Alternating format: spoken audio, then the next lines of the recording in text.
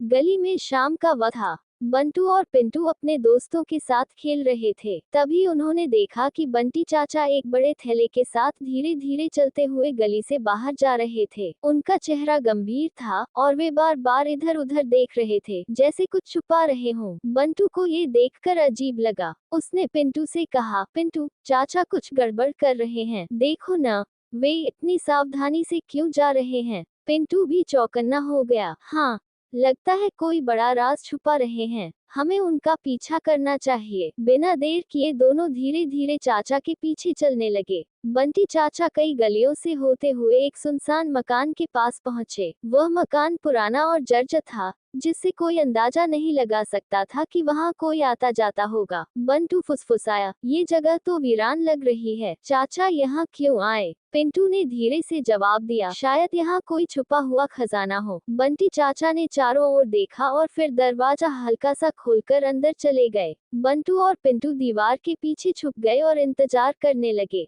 जब उन्हें यकीन हो गया कि कोई नहीं देख रहा, तो वे भी दबे पांव खिड़की के पास पहुंचे और अंदर झांकने लगे। अंदर का नजारा देखकर दोनों हैरान रह गए। वहां जमीन पर बड़े बड़े थैले रखे थे, जिनमें कपड़े, खाने पीने का सामान और कुछ खिलौने भी थे। बंटी चाचा उन चीजों को बड़े प्यार से अलग अलग बैग में रख रहे थे। पिंटू फुसफुसाया, ये क्या हो रहा है, चाचा चोरी का माल छुपा रहे हैं क्या। बंटू ने सिर हिलाया, शायद किसी और के लिए इकट्ठा कर रहे हैं, लेकिन किसके लिए। उन्हीं पलों में बंटी चाचा को खिड़की की तरफ कुछ हलचल महसूस हुई। उन्होंने तुरंत सिर उठाया और बंटू और पिंटू को खिड़की से झांकते हुए देख लिया। अरे बंटू, पिंटू, अंदर आ जाओ, उन्होंने मुस्कुराते हुए कहा। दोनों धीरे धीरे अंदर गए, लेकिन डर अब भी बना हुआ था। बंटू ने हिम्मत करके पूछा, चाचा, आप ये सब क्या कर रहे हैं। बंटी चाचा ने हंसकर कहा, बेटा, यह एक गुप्त मिशन है। पिंटू उत्सुक होकर बोला, कैसा मिशन, चोरी चकारी वाला तो नहीं। बंटी चाचा जोर से हंसे और बोले,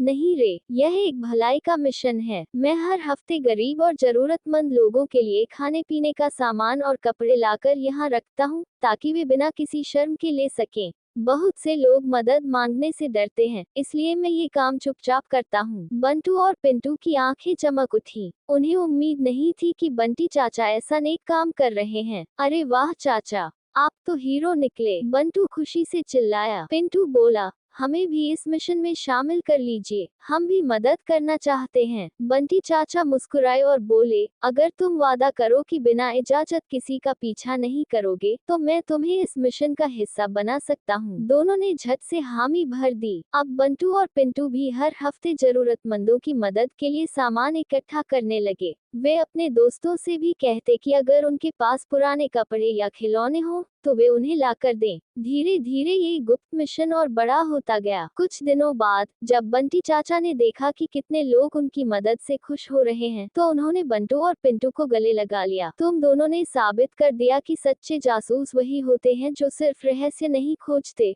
बल्कि किसी की मदद भी करते हैं। बंटू और पिंटू गर्व से मुस्कुरा उठे। अब वे सिर्फ जासूस नहीं, बल्कि बंटी चाचा के गुप्त मिशन टीम के सदस्य भी थे।